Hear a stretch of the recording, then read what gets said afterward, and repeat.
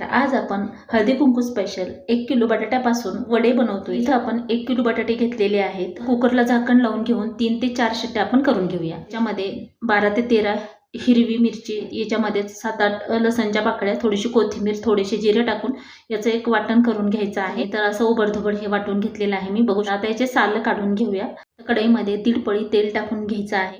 तेल छान कडकडीत गरम झाल्यानंतर पाव चमचा मोहरी टाकून घेतलेली आहे। मोहरी, अद्रक लसणची पेस्ट टाकून, अद्रक लसणची पेस्ट जे वाटण तयार करून घेतलं होतं ते पूर्ण वाटण याच्यामध्ये ऍड करून घ्यायचं आहे। हे इथं अर्धा चमचा हळदी पावडर टाकून घेऊया, छान येतो। अर्धा चमचाच मीठ टाकून घेतले, मीठ चुटकीभर हिंग टाकून घेऊया। मिश्रण ते ह्याच्यावरती टाकून घेऊया, असं मिक्स करून घ्यायचं आहे। शिकवते ह्याच साईजचे सर्व वडे मी बनवून घेते। वडे तयार करून झालेले आहेत। 1 किलो बटाट्यासाठी आपण इथं पाव किलो बेसन पीठ घेतोय। हे पाव चमचा खाण्याचा सोडा टाकून घ्यायचा आहे, अर्धा चमचा मीठ ओवा टाकून घ्यायचा आहे।